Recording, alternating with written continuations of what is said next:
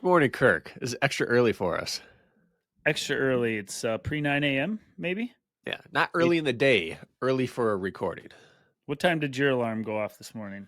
6 o'clock, Is that and then I normal for you? snoozed it to 6:10, like a boss. Well, my alarm was set for 5, but I've been up since 3:45. So I'm on Oof, second dose of caffeine already. 3:45 sounds bad. Yeah, I have a couple athletes I work with, and I'm gonna just give her a shout out, Janet Gubser. I'll wake up and pull up Strava. I like to look at athletes' runs on Strava. It's like my favorite social media. And Okay. hers are so early, Janet's. It's labeled as night run. And it's like 3:45 in the morning, 3:47. She's a school teacher. She's out there working before 3:45, before 4 a.m. 3:45 is very often. So when I wake up at 3:45, I'm like, I know one person in the world's awake getting after it right now. Janet. Does Janet have kids?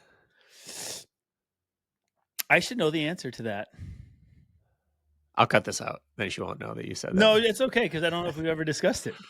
Well, my follow-up to that is that whenever I hear people getting up crazy early, I always wonder, do they have kids? And if so, how do they get them to bed at night in time to sustain your own 3:45 wake up? Well, Janet's, yeah, I don't know. So you have to go to bed at like 7 or 8 o'clock. If Janet has kids, they're out of the house already. Got it. Yes.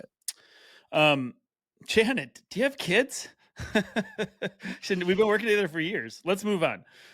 Well, Kirk, we did an episode about 6 weeks ago.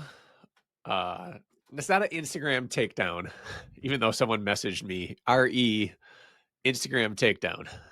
And it wasn't, but we critiqued an Instagram advice for how to prepare for a race based on an algorithm. And then we did another one about some other Instagram advice. And since then, I have people send me Instagram coaching reels and they ask my opinion from time to time. Okay. And I got one last night, and it's less of what's your opinion on this, and it was more of I think this is dumb, tell me I'm right. So I'm just going to read this to you just because I want to remind people that it is a wild world of Instagram coaching advice or TikTok coaching advice, and you got to be careful out there. You got to be armed with knowledge or critical reading skills. What is a TikTok? I think it's basically just self-obsessed people making videos about themselves. People make livings. I just angered a lot of people. That was tongue-in-cheek. All right. Okay. I still don't have a TikTok, nor have I downloaded the app. I feel very proud of that. Good work. Thank you. I don't have the app either. The title of the video, and this is from an individual with over 100,000 followers. So this is a somebody. How to run without wait. Somebody with 100,000 followers does not make them a somebody. Yeah. And somebody with 2,000 followers could be a somebody. You can pay for blue check marks. In terms of looking at engagement, this video has 2,500 comments. Oof. I think this is a so many people are watching at minimum. Yeah, there's a lot of people engaged with this. 885,000 likes. I want the title of the video about. I'm so sorry. Don't let me forget to pose a question about social media and posting and misleading runners after we're done with this. Good. I'm glad we're going there. Are we ready now for the title of this video? Sorry. Yeah, I'm ready. Sorry. How to run without getting tired. Okay. I can't even already. I'm in. Okay, I want to know. Okay. 1, land with your foot behind your knee. Midfoot landing works best for me. Now, I'm sure you could do some mental running gymnastics to explain how correct foot plant while running could reduce fatigue. But these follow-up points better be really, really synergistic with this to be able to convince me that this will let you run without getting tired. I'm all ears still. 2, load up, all caps, load up the tendons in your lower leg like a spring. This helps deploy, in quotes, elastic recoil. This occurs naturally at like 170 to 180 steps per minute. And then in parentheses, imagine stretching a rubber band past its elastic limit. It loses elasticity. Keep your body's springs in their elastic limit. So the point was to load up the tendons so that you can deploy elastic recoil. But then as a reminder, just like you can stretch a rubber band past its limit, don't do that to your legs. 3, lean forward slightly. This improves ground contact. Not ground contact time, just ground contact. It'll improve your ground contact. And then 4, lift your foot off the ground. Have a cyclical leg turnover, and it allows your leg springs to load.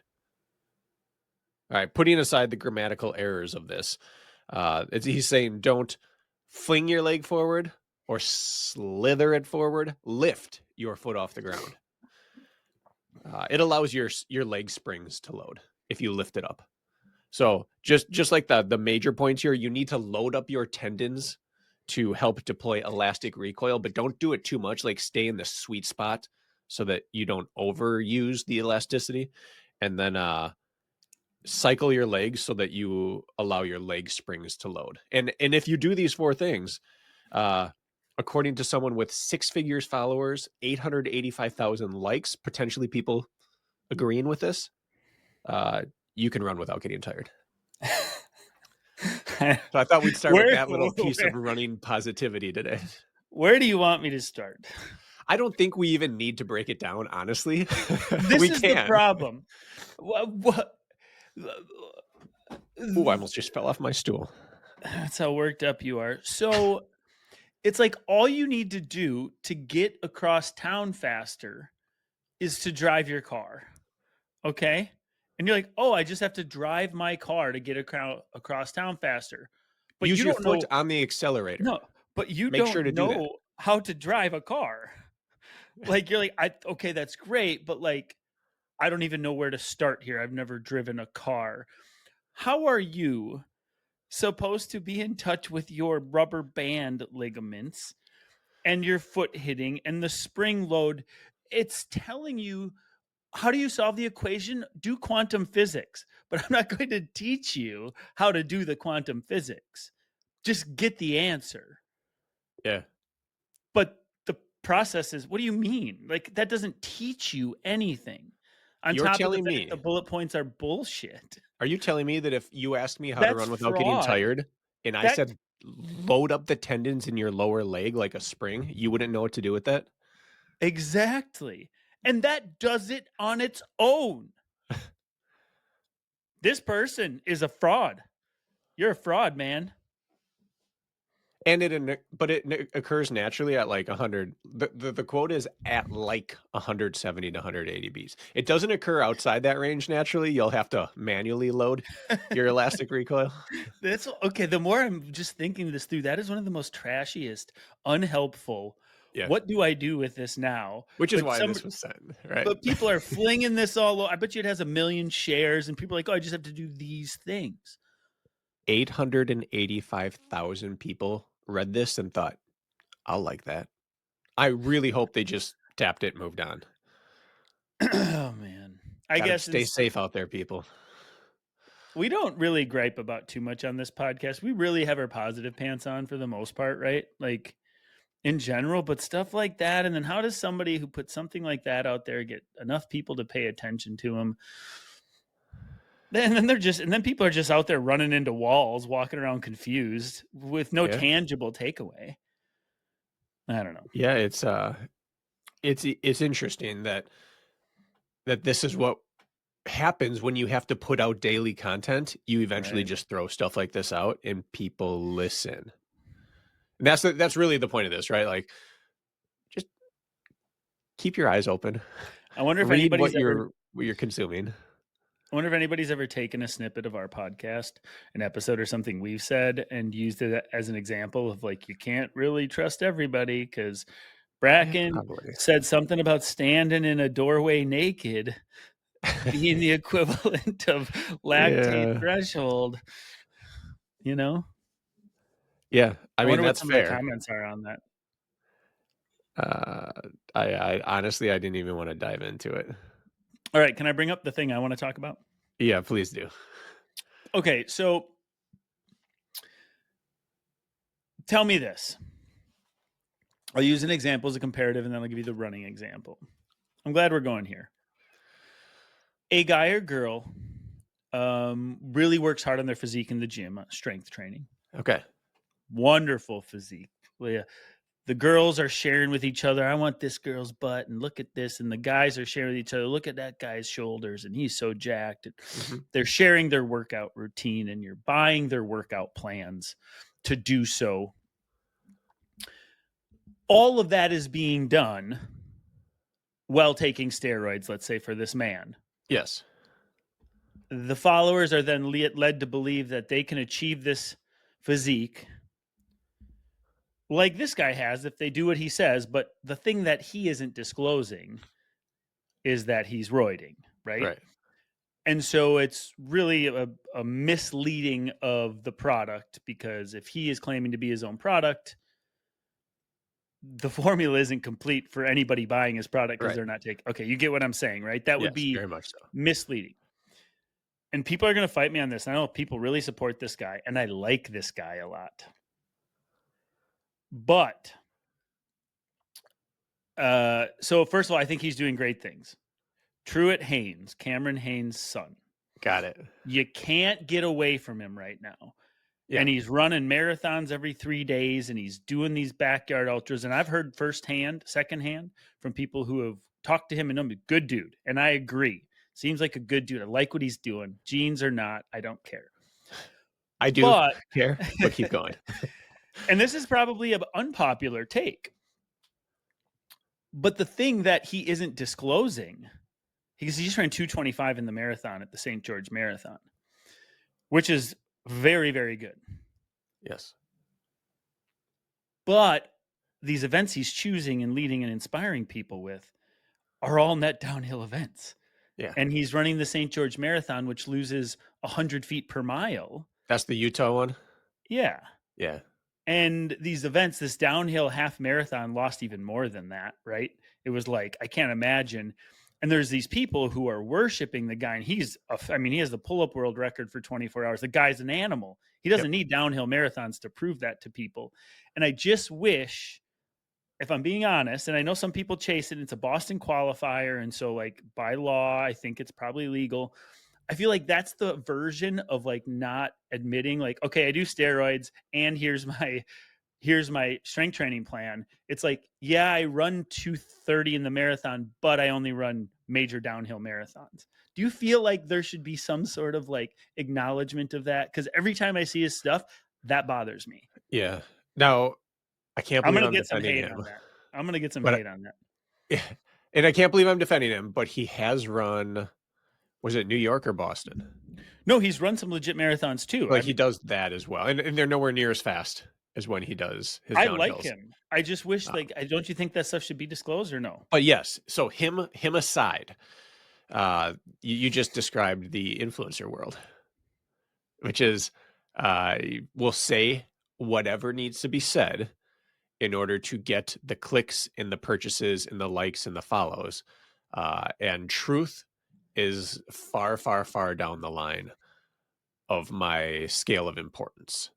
That's everything that's wrong with the fitness influencer is summed up in that. Like, shouldn't we also be honest about, yes, we should be honest about it all. And this is again why, like, I brought that Instagram post up, is just to remind people that you have to read it and then you have to think, why is this what it is? And what are they trying to accomplish? And what do I need to know about that before I decide how I feel about this? Like, just really critical thinking 101. So I agree with you. It should be mandatory, but it's not. Social media is the Wild West of claiming whatever you want. And it is disingenuous for everyone who does those type of things. And it's unfortunate, but they're making money off of it, or they're getting their dopamine filled daily off being social famous, and it's never going to change. I'm worried I just gave a bad take, because I like what a lot of these people are: one, well-intended, and two, motivating people, and three, I guess inspiring is the same as motivation. So like I like it. I think he's projecting, and people like him are projecting really good things. I just think as like a purist, I think is what it is, or Yeah. like something where I think the integrity of the metrics matter to me so much, and Yeah. that's a personal flaw maybe of mine, that things like that, like, yes, I bench press 500 pounds, but I had a bench press suit on, which gave me another 50 pounds, and whatever the case may be, right? It's like those things for me matter. That's Yeah. all. Well, and this isn't me talking about Cam. This is me talking or Truett. This is me I like talking them both. I like Cam too. I like them both. about the fitness influencers in general, but I believe like there's a quote, and this isn't it exactly, but like a lot of terrible things are done with the best of intentions. Hmm. Like, just having good intentions, I don't believe is an excuse. Like I did this with good intent. Like that's a cop out. It doesn't matter what your intentions are. The results are all that really matter. And what we also can't quantify is how many people are led astray. Like you can quantify how many good things happen. People reach out and say, "You changed my life around." That's great. But like the influencer lifestyle you're talking about with people who use performance enhancing drugs to get a result. Like how many people didn't know that and were led astray for years, or how many people developed eating disorders or body dysmorphia because you're putting out an unattainable image online and then saying it's as easy as this. You don't want it bad enough, or like get hard, whatever. It's really hard to quantify the negatives. And so people are like, listen, I've inspired all these people. It's like, great. The social media influencers hide behind inspiration. Oh, I'm just doing this to raise awareness and to inspire, and that's all. Like that's what they hide behind. But I don't care. Well, it's a lot of it's just, yeah. And I also really enjoy the dopamine hits when I see the numbers fly through the roof. For sure. Right. Yeah. Which is okay. And I've been guilty of it in the past too. Like I'm not above any of this. And I feel bad, even bad talking people who are doing good things. It's rare for me to do that. But is there any other examples? Just because you were on it and it reminded me, I just saw a post yesterday and I was like, oh, that irks me, and it shouldn't, but it did. No, and I'm unlike you. I'm not going to name specific names. Oh, because you're better than me. No, I just don't have like that specific axe to grind you do against a more famous running hunter. Oh, maybe it's jealousy. Is that what you're getting at? Oh, that wasn't obvious. No, I'm just kidding. No, it's like obviously I have disdain for that entire world. I truly do. I think it's a net The negative on running our hunter society. combination. Yeah, disdain for that. No, the influencer culture. I think it's Yeah. horrendous for our culture. And being back in high school right now and seeing how little critical thinking these kids have when viewing things on social media, it's like unbelievably destructive Mm. to their psyches. And then extrapolating that 5-10 years down the road, now you're an adult, but you still have that. Like just a reminder to people: don't just read things and internalize it. What's funny is I took then we need to get to we're answering some questions today, folks, by the way, but um I took a guy out bow hunting with he's never been hunting ever. And he asked me, "Hey, I'm intrigued. Can you bring me out here?" And his name is Bryce, and he's great. And he's also like very like, let's call it ADD like me in a sense. He's always got to be doing something and engage with something. And he's a little younger than me, and took him out in the woods, and it's dead calm and it's quiet. And he said, "Can you please take my phone so I don't use it, or or I need to disconnect. So can you hold on to my phone for me?" Because he's so in it, like maybe Yeah. just young enough where he's part of that culture. I think it was about 15 minutes later, he's asking for it back already. And by the end of the night, it's all he was doing was on his phone. It's like we're in the woods. It's the last half an hour. The sun's going down, and he's just, it's like that didn't last Uh, long. Anyways, that's irrelevant. But to speak to your point, yep. All right. Should we get back to the real world? that's not the real world. That's where everybody lives these days. Yeah. All right. I'm going to kick us off with a question, then you can do your thing. I Do my responded to thing. this individual. Yeah, like you lead with a few more questions, but I responded to this individual several weeks ago saying we're going to hit this on the next episode, and we were going to, and then we changed to a more pressing topic. So I want to make sure we hit this question first, and then I've done all I need to do for today. Was this the topic that we were going to do last week, but didn't? Like 2 or 3 weeks ago, I think. Okay. Yep. It wasn't like a full topic. It was just we were going to kick off the episode with this question. Great. All right. This is something I've struggled with for the last several years. I love CrossFit style workouts and find that the only way I reliably get into the gym is through group classes. That said, I want to get better at ultra or endurance running. I've done 750Ks, but none of them well. I'm often very puzzled at how to balance training and these group classes, especially when I don't know the workouts in advance and they aren't consistent week to week. Help? Question mark. Mm. I This is like year one of OCR for us coaching.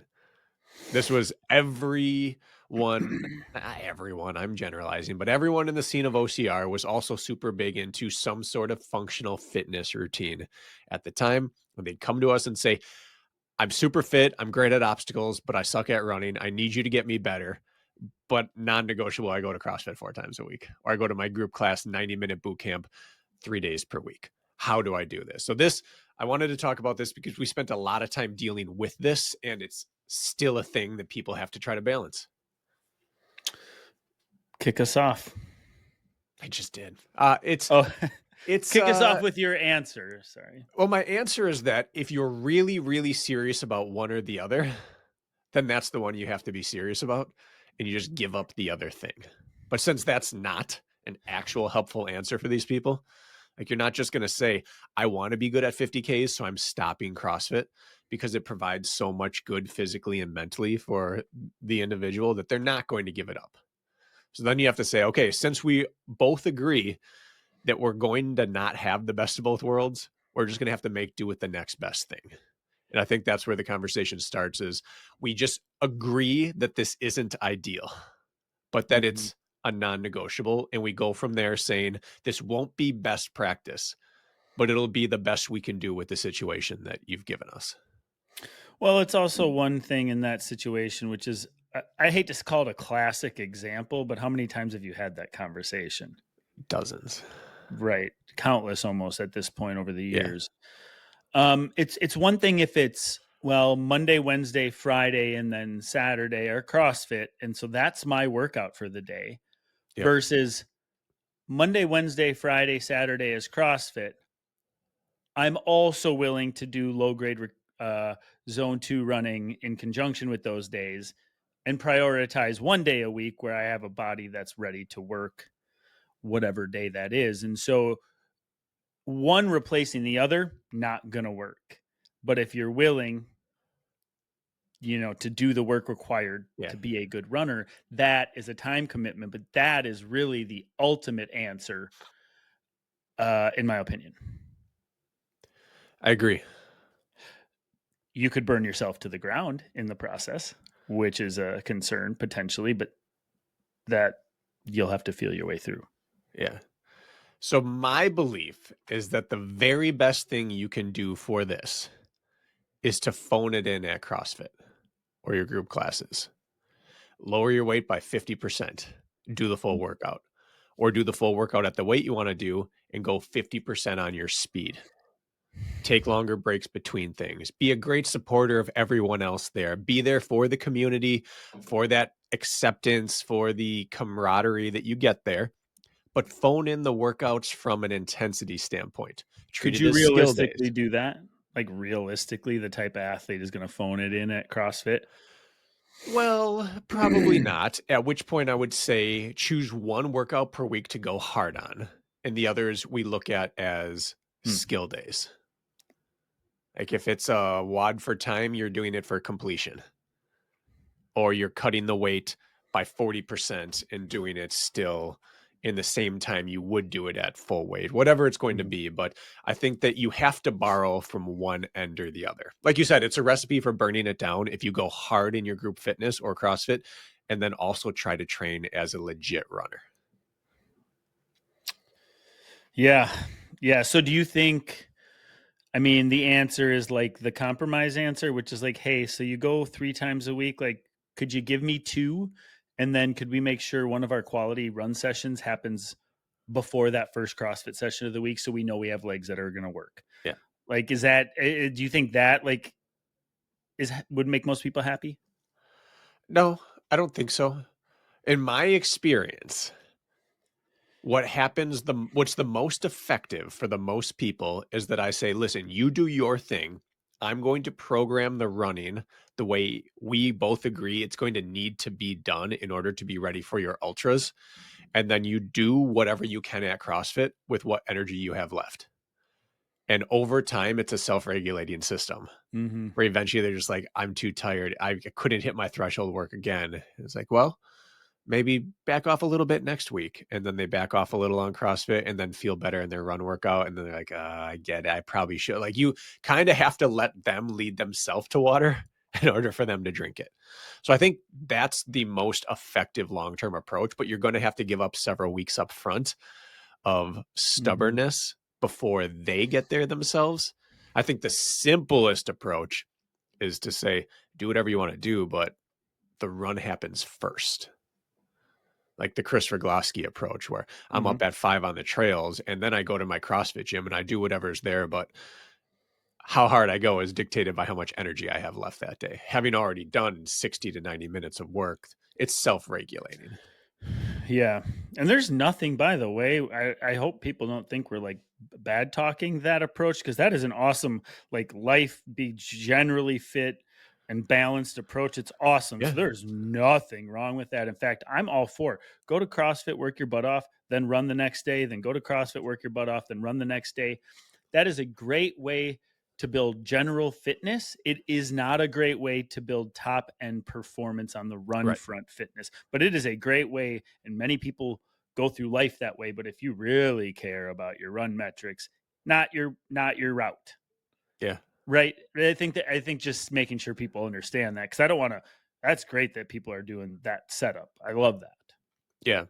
So if it's me though, if I'm the one in this situation, which we've kind of been, right? Because we've tried to fit our legitimate strength training in for the sport of OCR or high rocks, what I'm doing is I'm saying up front, I'm just cutting down a day or two of whatever I've been doing. Like if you're a 5-day a week CrossFit, cut it down to 3. If you're 3-day a week, cut it down to 2. Understand that you're not going to lose much on that front. Your physique, your overall strength or resilience to day-to-day activities will not go down really noticeably at all. Cutting down by 25 to 35% frequency in your CrossFit is just really not going to. And then I would make sure that my biggest run days happen away from those days. Yep. So if instead of Monday, Wednesday, Friday, now I'm Wednesday, Friday, well, Monday is going to be a big run day. And then Saturday is probably going to be a long run. And that's a good place to start, I think. Or if like you're willing, if you're, this person's probably pretty devoted to their fitness, clearly, right? Like this example, like, to bring up one of our OG buddies, Mike Ferguson, one of the approaches he took, and I did this with him a couple of times, is like, hey, I am going to go to my CrossFit class on Saturday morning, and then I'm just going to go out and get a fatigued long run in immediately afterwards. Yeah. And that's purposeful time on feet. If there's no quality component, then he takes his Sunday rest and he's fresh to start Monday, Tuesday, get some good work in, and then get some more strength in, and that bumps him back. But like there can be an actual purpose. Like this gentleman training for 50Ks, like, yeah, go to CrossFit. Actually a woman. Okay, this woman training for 50Ks, that'd be great. Like, go hit your big Saturday 90-minute WOD that the box puts on, and then you go on, put in your trail shoes, and then even 90 minutes after that on foot, that's a big morning. But like that is ultra training at its finest. So you could use it to your advantage in some cases. Is it the best way to run your fastest 5K? Nope. But you could start twisting my arm about ultra training and purposefulness there. Well, you led me into it because that was going to be my next statement, is that of all the events to train for, ultras are going to be the best one to pair with CrossFit of pure running. The longer your event, the more you are dependent upon your body not breaking down. Mm-hmm. Say what you want about CrossFit. It finds your weaknesses and it makes you hit them while fatigued. And it can be a form of cramp prevention. It can be a form of staying power or muscular endurance. It will pair better to an ultra than it will a 5K or a 10K or a half marathon or a marathon. It absolutely will. And so with that in mind, you could just do the vast majority of your easy to moderate running immediately after class or in the evening. And you could get away with probably like up to 20 or 30% less volume getting done with CrossFit and hitting a 40-minute run. That's probably worth a 60 to 70-minute run in terms of what is happening to your muscle fibers. Yeah. And then just pick one day per week where you're going to do your biggest thing, your hardest thing, and make sure you're clean and fresh and ready for that one run. But just lighten up on the CrossFit habit the last 10 days leading into your race, okay? I was going to take it a step further. Okay, take it. I was going to say that those last two things we said, either do all your running first and then do CrossFit, or do your CrossFit and run afterwards with a little less volume. Do that for a long time and then get to pre-competition stage where you say, okay, for this 6 to 10 weeks here leading into the race, I'm cutting CrossFit out by 50%. And I am just going into race prep mode. And I can tell people it's just because I have this big race coming up. So I'll see you a little bit less for these weeks and then I'll be back right after the race. But I would go into a pre-competition phase where I really back off on it and just keep the one, maybe two of those per week. 6 weeks out? 4 weeks out? Yeah, I would. I mean, you could cut it out 2 to 3 weeks and be fine, but I would want to replace it with bigger work. So I would want to do it at least 6 weeks out so I could get 4 to 5 weeks of good overloading run work in without CrossFit interfering with the recovery. It's a good problem to have that you want to do it all. It is. And again, we're not trying to be world champions here in this question. You just want to be really good and fit at life. And I also want to do well at a 50K. Like you don't really have to give up one or the other, but you might have to modulate them a little back and forth. Yeah. And I still think the best route to being your best runner is structured strength work with plenty of rest in between sets to completely offset the high output running we're doing versus metabolic type CrossFit WODs, which have a heart rate component. I prefer to separate the two notably. I think people who listen for a long time know that, but new listeners might not. Like, yeah, we still promote and think you should strength train and do it with purpose to be your best runner, but not with the metabolic component and not crushing your legs every time you go into the weight room, giving your legs a chance to really work a few days that matter on the run front instead of always having a leg component into each session, I think is what I'm getting at. I think two things can be very true here. The first is we would never recommend that anyone chooses this as their way to be the best ultra runner they can. I would never recommend more than 1 day per week of quote unquote metabolic conditioning from a weight training perspective, like a CrossFit, a Metcon workout, a HIIT training, circuit style. 1 per week would be the absolute maximum I would ever intentionally give an athlete to do for an ultra.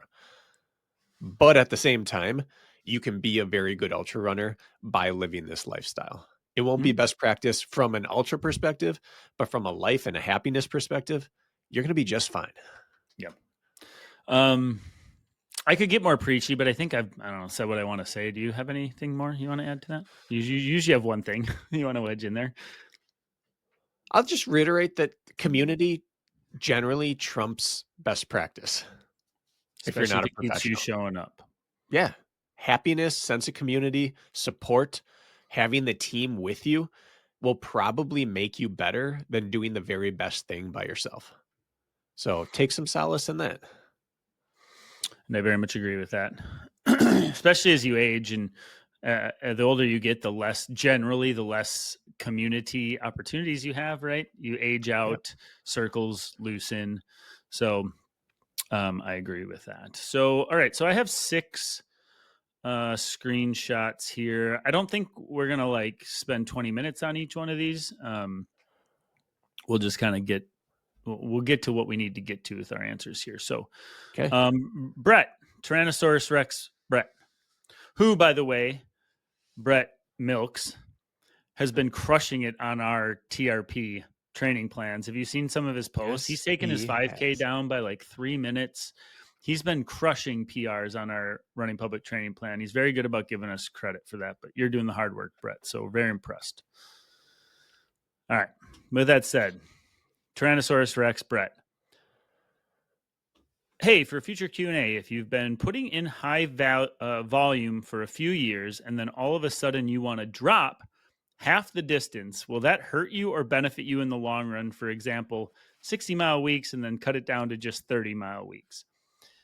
I think he's wanting to know the ramifications of cutting volume, I think, is just generally speaking.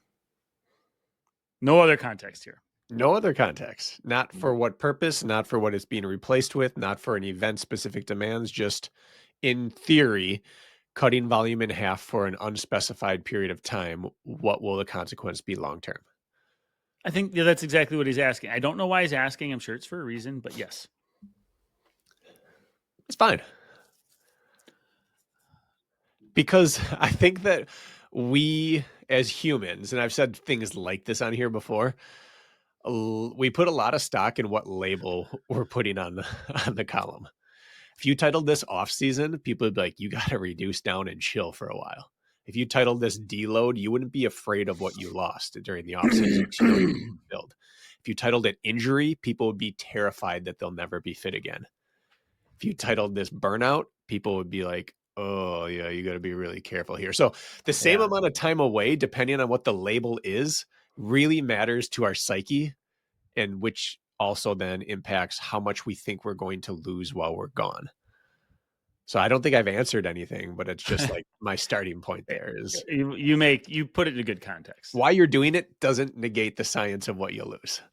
I think it matters a lot what your typical volume is. If you're running 20 miles a week and you half it to 10, you're screwed. It's not enough to really go anywhere. I think you're going to decondition.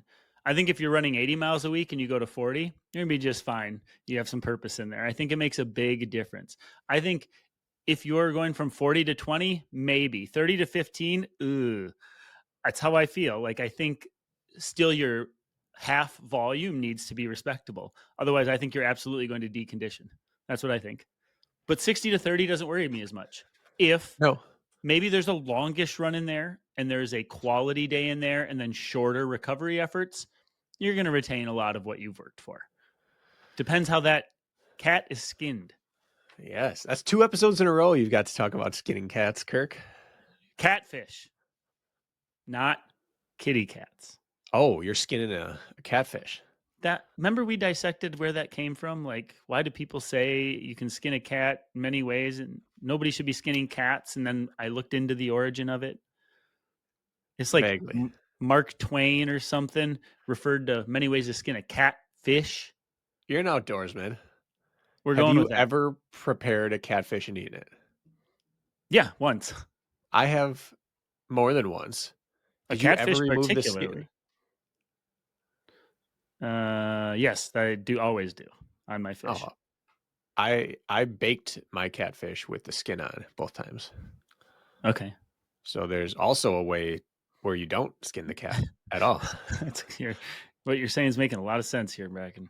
Yep. I stunk up the entire house and I was the only one who ate it. Sounds about right. Catfish, I think, is overrated. All right. My answer is essentially the same as yours. And even though I really, really, really, as seen by our quote unquote Instagram takedowns, I'd like to avoid blanket statements for runners. One of my blanket statements is that if I had to put a bare minimum on mileage per week that I would consider training versus exercising, it's 30 miles per week. Now, there are caveats to all of that. I know people who train off less mileage per week because there's specificity involved. But to me, 30 miles is roughly the cutoff, or 32, where you're running more days than you're not. What if you run 15-minute miles? What if you run 15-minute miles? Yeah. Do you still have to run 30 miles a week to be a runner? Because that would be 15 miles a week. I said to be training seriously towards running. I turned that pretty sharp left. I didn't mean to do that. No, then it wouldn't be 30. But if you do the math of it, it's hard to get there on 3 days per week. Most people are not going to go 3 by 10 mile runs, call it a week at 30 miles. You're probably going to be running 4 days per week, at which point you're running more days than you're not. And that's my cutoff. So the number doesn't matter as much. It's, do you run more than you don't run?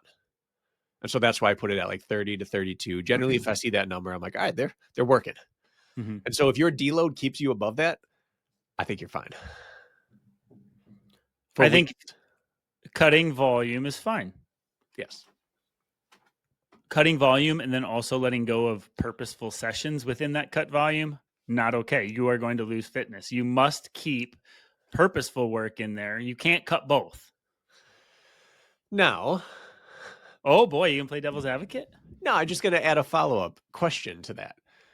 Because I believe you could just as easily say it's fine, avoid purposeful work. You're going to lose some fitness, but at what point is it a bridge too far?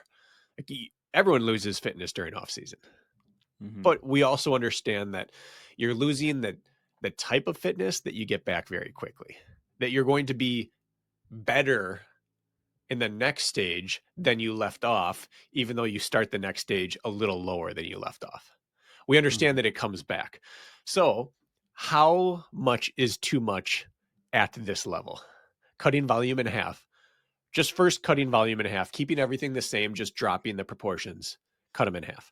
How long would you be comfortable with yourself or someone else staying there before you think you're not getting better and you may be getting worse now?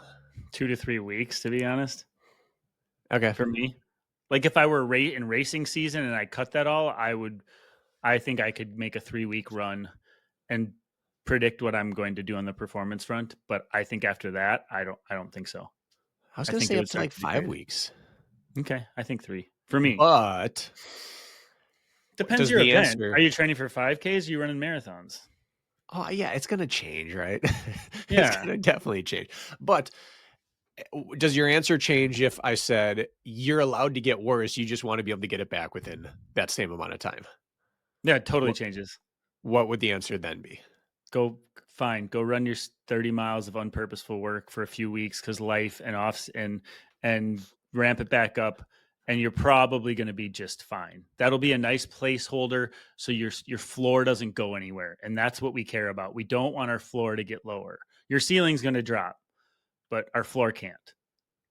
And just to clarify, because we talked about people taking our words out of context and clipping that and then making fun of us, when Kirk's saying your ceiling, he doesn't mean your potential. He means your upper limits of fitness right now. Yeah. Just want to be clear. Your talent, your potential never drops until you age. All right. So then let's just say theoretically, if you take a week off of training entirely, you'll probably be back to where you were within another week. Does that sound about right to you? For me, it's like I can guarantee my 3rd week back. My heart rate will be back and settled. I'll be back to pacing. And usually that first week can be rough for me, like heart rate wise. I might feel okay, but anyways, 3 weeks. 7 days off will take more than 7 days for you to feel like you're good. No, I know I haven't lost any true fitness. It's just like getting back into the groove greasing. But for me, anyways. So what is the time then where the time you've taken off, it'll take more than that amount of time to get back? Pure off. If you didn't run a step for 2 weeks and then you had a race 2 weeks after that, would you be confident getting back to that? I don't think so, but it might just be mental. Okay, so now let's change that. So your cutoff is somewhere between 1 and 2 weeks. Before the time you've taken away will not be the same amount of time it takes to get back to feeling how you felt. Sure. Now let's say you cut volume by 50%. How many weeks could you stay at that before it will take more than that amount of weeks to get back to feeling how you felt?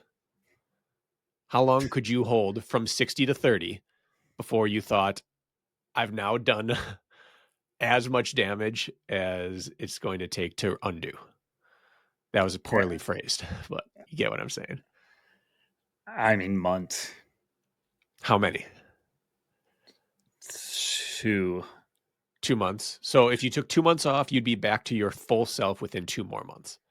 You're talking 2 months at half volume or 2 months off? Half volume. Yeah, easy. Maybe more. What do you think? I was going to say 6 to 8 weeks. Yeah. But it may be so we're higher. not far. I said 2 months. If I took 10 weeks of low volume, would 10 more weeks of high volume get me right back to where I was? Maybe. Yeah. It could even do you good if you've been burnt or dealing with injury or, So I guess we agree that as long as what you're reducing down to is high enough, which is dictated by how much you started at. Correct. So we're going to put it somewhere between, what would you say? You got to be a 50 to 60 mile per week runner for this to hold true. At minimum 40, but I'd like to say 50. Yeah. Yeah. Yeah. Then you're going to be fine. Let's move on. Okay. Adam Buck. Adam. Fuck. Mr. Trail Master, Adam Buck, trail builder. We've had him on the podcast twice now, I think, Adam. Been working with Adam for like 6 or 7 years now, too. I just looked at we got many anniversaries, Adam. Topic for your next Q&A. So they build trails all summer. It's very hot. They work very laborious, type stuff. He says, I had an employee end up in the ER 2 weeks back, not for dehydration, but for water intoxication. You guys talk a lot about not changing your diet or drinking too much before races and such. Never hear people talk much about overdoing it. So the word is hyponatremia, right? That's when basically you're so waterboarded that your electrolyte balances are too diluted and you begin to not function properly. Now, tell me if I'm right or wrong. I know you're already looking this up, but I just wanted to know how to spell it because I thought it was pronounced slightly differently. Hyponatremia, I believe, is the word. Yeah. Am I right? Yeah, hyponatremia. And what is happening within the body? Where the level of sodium in the blood is too low. Yep. Now, we see it in the endurance world, which is it's too low for the water level being too high. Correct. We rarely see it that you sweat out so much sodium that it's too low because your water is sweating with it. You generally don't get too far out of whack. It's when you take in too much water and don't accompany that with electrolytes, particularly sodium, and you actually raise it out of proportion rather than lose it out of proportion. People taking it to extremes. This gentleman that worked for him, they've been sweating a lot, and appetite is suppressed. Like, food contains sodium and you'll retain water, and it's a good thing, right? But you're working all day. The guy's like, I'm going to drink 3 gallons of water today. And he's working and drinking, but not really eating much, which you can have happen, especially in the heat, right? At least for me, my appetite can get suppressed. And then pretty soon he's like, I don't feel so good. Every once in a while, you'll hear somebody keel over in a marathon and actually, because their body just stops working, I think, on a cellular level. And usually heart failure or something would be, I believe, maybe the cause. And it's something along those lines. So you can drink as much as you want if it's offset, I believe, with enough sodium, really, to be honest, with enough food. But that's where people get in trouble. Just like social media. It's all about the ratio, Kirk. What's the right ratio? So, yeah, I mean, that's really it. We've talked in the past about you don't want to just chug extra water before a race, which is why you and I typically, like, I have an emergency packet or 2 extra the day before or an electrolyte tab, because we will naturally drink more the day before a race. You're thinking about it, especially if it's a hot race or a long race. When you travel, everyone knows, like, you travel with a water bottle. Keep it filled. Keep drinking. It dehydrates you. Generally, athletes and people who are thinking about it will do a little more than they need to, not a little less than they need to. And so that's why we recommend popping extra electrolytes the day or 2 before a race, is to avoid this flushing that you can do in your body. I absolutely did this to myself going into my second Spartan Race World Championships. I didn't get hyponatremia, but I diluted my electrolyte levels and I cramped like crazy. And then you can actually feel pretty bad on just an energy front. You can be like, I just don't feel like I got it today. Yep. Off from the start. Off. And then I cramped and cramped way too early for it to have been an exertion, because I was fit. So anyway, I've felt the early stages of this, and luckily, like, it didn't get bad. I cramped and couldn't move. But had I tried to fix those cramps with more and more water and then kept competing, that's how it gets bad. So the real thing here is not the real thing, but the other big piece to remind yourself is that you can throw it out of whack relatively quickly if you raise your water levels relatively quickly. So that's why it's important, as our moms probably all told us growing up, like, sip throughout the day. Don't just chug when you're thirsty. Like, keep it an IV drip. don't just come in and chug a gallon of water and then move back out. Because if you just sweat out a ton of sodium and then you just take in a ton of water, you flip those scales really, really rapidly. You got to try pretty hard to achieve hyponatremia. It's You got would to be think the so, right right? circumstance. And maybe a hot take, maybe not. It's not that hard to get hydrated, folks. People way overdo it. Once you start exerting and sweating, like here's how you get hydrated, folks. Eat a bunch of salt and drink some water, and then you're going to retain it. The problem is people excrete too much water when they don't have enough either salt or carbohydrate to act like a sponge in their body, and that balance gets off. Eat your food. Salt, salt, salt. We all sweat plenty. Don't worry about your blood pressure, okay? You're going to be just fine, everybody listening. Salt the crap out of yourself. Drink. You're going to retain plenty of water. People way overdo it. Once you get into competition, of course, then you must stay on it as you're losing it. But I bet most listening could get away with drinking half the amount of fluid they drink and feel just as good in their training. I really do believe that. Yeah. Yeah, I would agree. We're really conditioned to fear dehydration, but we should be just as conditioned to fear overhydration or improper hydration. I think one of the easiest things that most people can do is just drink from multiple sources throughout a really hot day. Like have a Gatorade bottle, have a Pedialyte bottle, have a water bottle, have some watered down fruit juice, like go between those. Not only will you have a better chance of balancing yourself out, but you're not going to lose the taste for any one thing. Generally, if I can't drink any more water, I can chug a Gatorade. If I can't chug any more Gatorade, I can drink some water. Just switch between sources. And then on really hot days, just keep an electrolyte tab with you. Well, yeah, and it's like if you just look at nutrition labels, be like, oh my God, this thing of jerky has 100% of my daily sodium limit. I need to watch my salt the rest of the day. Be like, no, you need 5 times the amount of salt that Right. Nancy down the street needs, who doesn't do anything but watch soap operas on her couch. Like, you need salt. So you don't even pay attention to that. More salt, the better. That's what I think. Somebody will not agree with me there, but that's how I feel. Strongly feel. Next one. Ezekiel. Ezekiel says, follow-up question from the overrated episode. I always do my workouts inside of a 1-hour window or very close due to life schedule constraints. 1 mile warm-up jog and 1 mile cool down.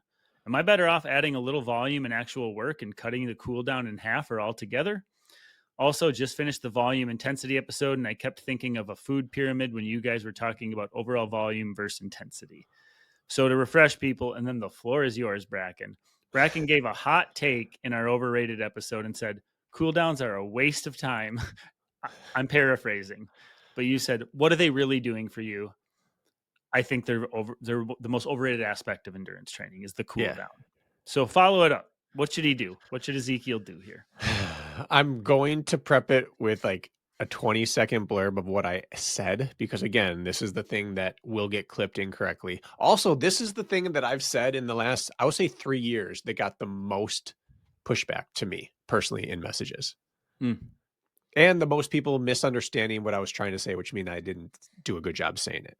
Do you want to know what I've gotten the most pushback on in recent months? No. I mean, yes, I want to know. I don't know what it is. A lot of people, as the influencers say, but I'm going to say a dozen.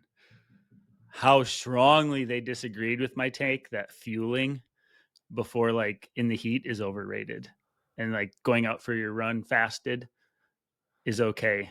People did not like that. Yeah, that's what I got the most grief for, and I understand it. I was speaking to my personal truth. Now the floor is yours. Well, just to follow up on that, if you're running in the morning, you're fine. If you live in America and you are not in poverty, you have plenty of calories in your system from yesterday. What about Canada? What if you live in Canada? Oh, yeah. They're full of poutine and everything. They'll be fine. Oh, that's nice. All right. All right. So what I said is that cool down runs are one of the most overrated aspects of training. No one on earth is the athlete they are because of nailing a cool down run. In fact, running is not a cool down.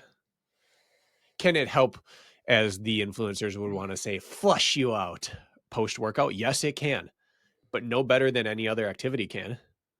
In fact, if you're actually running as cool down to flush yourself, the best thing you can do is run like sub-threshold, right at threshold for a few minutes. That's actually the best, but that's not cooling down either. That's just flushing. So my take was that, no, you don't need to go and do a 3-mile cool down because it's not necessary for fitness building. It's not necessary for your workout to like take or stick, but it will just fatigue you. And a lot of people prioritize hitting a certain mileage on a day over a certain number of reps during their workout. And so if you got to hit 10 miles and 3 of that comes in your warm up and 3 comes in your cool down, you could probably just cannibalize 2 of those in the cool down and put it towards your workout, and you've gotten better for it. So that was my stance. You don't need to run your cool down to be a good runner. It's overrated. In fact, you might be putting too much energy into that.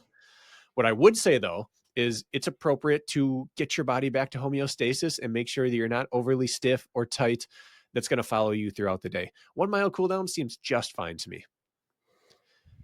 If you get done, if you're on a 60-minute window for your workout and you get done with your 1 mile cool down and you have to then stop sweating and then stretch out a little bit, yeah, you might be better off doing an extra rep during the workout and getting right to the cooling down part of stopping sweating and stretching out a little bit and rehydrating and things like that. You can't really rehydrate and refuel super well for most people while running, but you can do that while like sitting on a spin bike or walking for a little bit. So from that standpoint, yeah, maybe you could optimize, but like what's 1 mile of running time wise? After a workout, call it 8 to 10 minutes for a lot of people. In the grand scheme of things, saving 5 of those minutes isn't going to be a big deal. If you're on a 60-minute time clock and it's a 10-minute cool down, yeah, maybe your time could be spent differently, but I wouldn't stress over that. Cut your cool down out. Hour's not enough time to get real work done, Zeke. If I'm on a 60-minute window, I'm not doing a cool down run for sure. Don't cut your warm up whatsoever. I would still do my warm up, dynamics, everything. If that takes you 20 minutes between it all, Yeah, great. I would take my cool down and put it into my warm up before I would do anything else. Sure. Yeah. So I would say, yeah. And then, and this is caveat being you are doing like plenty of your like zone 2 running in between on the other days, right? Like you're going to get plenty of time, low and slow. Nah, go right from your last rep. Literally, you could finish and be in the shower within 30 seconds. I could not care less. I think you're going to be better by choosing that route than saving a mile for your cooldown. Yeah. What are cooldowns good for running wise? Junk miles. I was going to say teams. Oh. You go out there and you do some aftercare together. You commiserate the workout. You talk about certain reps. You just gel as a unit. That's the thing that cooldown runs are good for. And honestly, I don't think anything else. I had a question for you. So I 5K time trialed 2 days ago. Yeah. Then I went out and did a 5+ mile extended cool down to get mileage for the day because I didn't get enough between my I wanted more mileage. Was that beautiful? Oh, you think that's fine? We're getting right back to the other topic, which is we're using the wrong labels. That's not a cool down. That's just an aerobic run to get mileage. Because your workout stimulus was great, but the volume wasn't big enough for your day. And so you went out and got volume. That's beautiful. So you don't hate on that? No, going out and trudging, calling it a cool down. So now I don't care about pace or heart rate or stride or form. I'm just getting through it because I got to get a 3-mile cool down in. That's the only junk mileage that exists in my mind is slogging through a cool down. It's either communal because you're with a group and it's helpful for everyone, or just go get an easy run. Like it's a continuation of your workout. If we think as a cool down is the end of the workout and now we're getting ourselves back to regular, 5-mile run's not doing that. That's fair. A 5-mile run is useful as an aerobic stimulus. And it was. And you didn't slog it. You ran it. I ran it. Yeah, I didn't slog it. When I run a 1-mile time trial, I don't do a 10-minute hike on the treadmill to finish off. I go out and I run 40 minutes afterwards. Okay. So we're in the same. That's the workout. I have 2 more questions. I thought I had 3, but I only have 2. One was the question we asked about how I should feel. Well, we are working with a time window today. True. But I think we're okay. All right. Andy. I don't think I don't know if he really meant for this to be answered, but we're going to answer it. It was rhetorical. No, this is definitely not rhetorical. In fact, this Okay. is the most subjective question I think we've ever received, and will answer. You don't know if you wanted it answered out loud. Seriously, I don't think he cares. You'll see what I mean. Oh, okay, got it. Question, exclamation, exclamation, exclamation. If 5 plus 5 equals 8, then what does 4 by 4 by 48 equal? We need a proper Stress breakdown fraction. and analysis. Thank you. All right. So, backstory here. We determined that running math is different than quantitative math. As in, if you need to double, you want to get 10 miles of work done for the day, but you don't have time to run 10 miles at once. Does 5 plus 5 actually, 5 in the morning, 5 at night actually equal 10? And our answer was no, it doesn't actually. I think maybe like 6 plus 6 equals 10, right? Like you're going to need to add a little on both to kind of spend time where you need to in each run. That was the premise of what we landed on, right? I think we said 5 plus 5 does equal 8. Right. 5 plus 5, I think, equals 8 was one of the examples. Yeah. 2 5-mile runs equals 1 8-mile run. Anyways, Yeah. you guys get the point. And so that's what this is in reference to. And so his question is layered, meaning there is something out there called the 4x4 by 48 challenge, where you run 4 miles every 4 hours for 2 days straight. And it adds up to 48 miles in 48 hours. And so he wants to know what 4x4 by 48 equals. It doesn't equal 48. Foolishness. That's what it equals. It equals hating yourself a real lot. Ultras are foolish in nature. This is an ultra. It's foolish. Doesn't mean it's bad. It's nonsensical, but it's a soothing number, and it gets people to hit a big amount of mileage. And from that perspective, like, it takes them outside their comfort zone. It's great. It's also foolish. So what kind of damage do we take by doing 4x4 by 48? What do you think? It's a good question.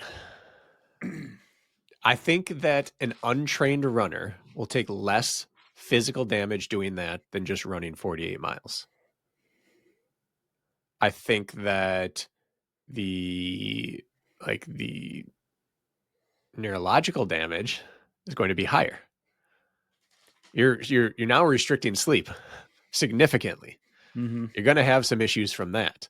I think what this is a 100-mile race gateway drug. That's what this is. This gets you running through the night, sleep deprivation, working on fueling. This is like the kiddie pool of ultras. And I think that it's a very useful tool for people.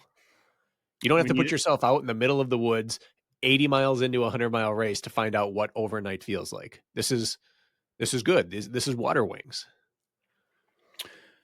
Quit skirting around the number, Brakken. If 5 plus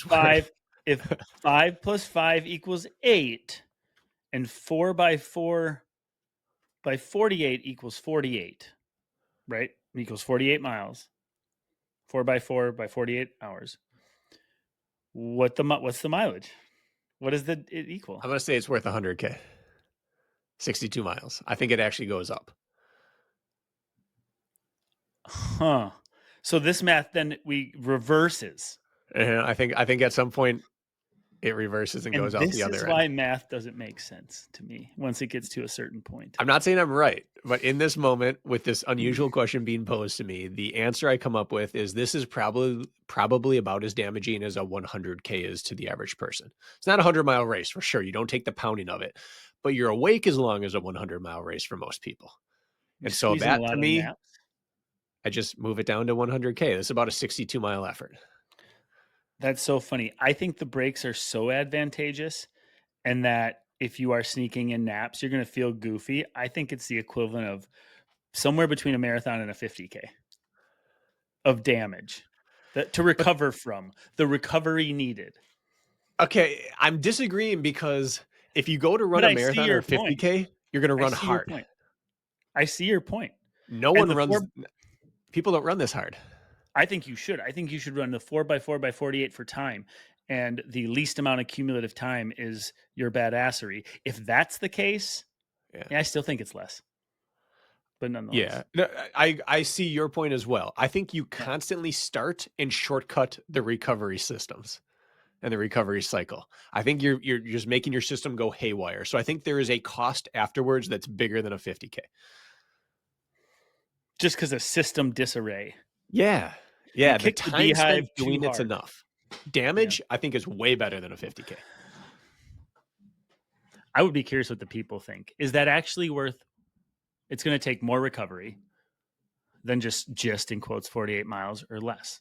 I'm going to still say less. If I ran a 50K hard, I would struggle with sleep for one night and my body would struggle for up to a week physically. If I ran this, my body would probably be fine within a day or two. Not fine, but let's say 3 or 4 days, I'd probably be back and I would struggle with life energy for a full week. Because you could get your feet up in between. You could nap. You're physically, you will handle this better than a 48-mile run, and it's not even close.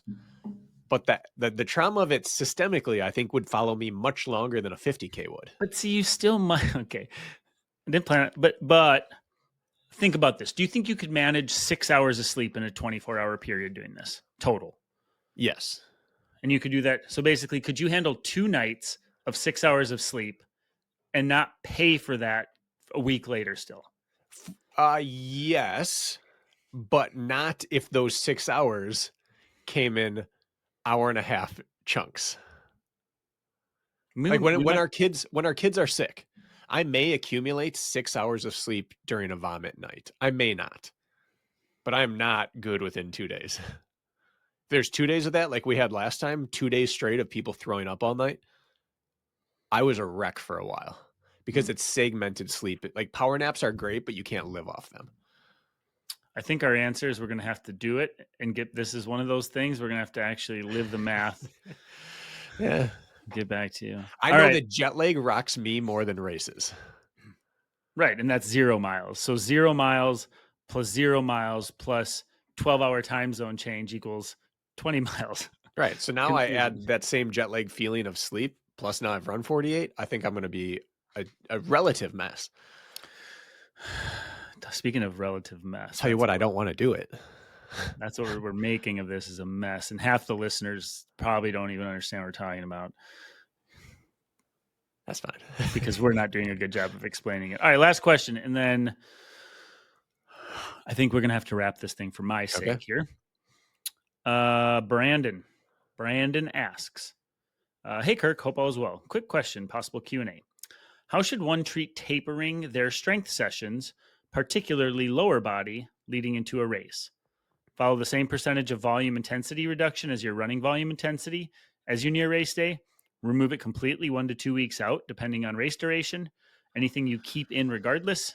Thanks in advance. My belief is that the more you do of it, the more you should keep it in. Mm-hmm. The things you're used to doing, you should keep in some capacity. So yes, I would treat it like run tapering, where I would keep the frequency and I would reduce the volume. I generally cut everything out by Wednesday of a Saturday race. By Tuesday or Wednesday, I'm done with lifting. But I generally don't cut it out any earlier than 5 days out from a race because I've had too many negative experiences due to removing a stimulus that I'm used to. Me too. Suddenly my body feels weird afterwards. And now I feel like something is not right. So the same way that someone who's out of shape looks at someone who's warming up for 2 miles before a race and things like you're just tiring yourself out, and the person who's doing 2-mile warm-ups because they're running 60-mile weeks is like, you're not going to be ready to run. Like that's the same concept of race week activity for me. I think we try to stay at homeostasis, just extra fresh. I'm going to use the skin the cat reference again because I think there's two ways. And one of those ways is not to remove the stimulus. So first of all, that is not one of the ways to skin the cat. The way to skin the cat, and I think 2 weeks is plenty, to be honest. You either stay at your same weights and everything, you just reduce sets. Like race week, maybe 2 weeks out, you're doing 2 heavy working sets. And the week of the race, you're literally doing 1 heavy working set. You're doing your sets to work into it. This is lower body. Upper body, go nuts. I don't change a thing. I like that hormone production stimulus. I don't change a thing. Or you keep your same rep and set schemes. So you still do your 3 working sets. You bump down weight 15% 2 weeks out, and the week of the race, you bump down weight 25%. Still do your 3x5. You're going to have 0 DOMs from it. You're going to feel super available. You're going to just touch the system and keep it available. And so I think you can do it either way. Stay with your heavy weights in quotes, but just reduce the number of sets, 2 and then 1, or reduce the weight, but keep the same number of sets. Either way is going to get you there. Yep. I reduce sets each week. 2 weeks out, I reduce by 1 set. Race week, I reduce by 2 sets. And I also then on race week do also lower the weight a little bit, just to avoid any accidental tweak that could happen. On your upper body too, you're talking? Yeah, and I'll even remove a little bit of upper body lifts entirely. Like race week, I may not bench. I might just overhead press or do a few pull-ups. I almost feel like we've talked about this before, but like heavy upper body work almost helps me like systemically feel like recover for running better. Yeah, you do feel that. Yeah. So I don't change that really. I just like, I don't want to have super sore pecs on race day or something. Like I'm not going to go absurd, but what is your favorite if you have a Saturday race, what's the last day? What day do you prefer to hit legs, the lower body work, the week of a race?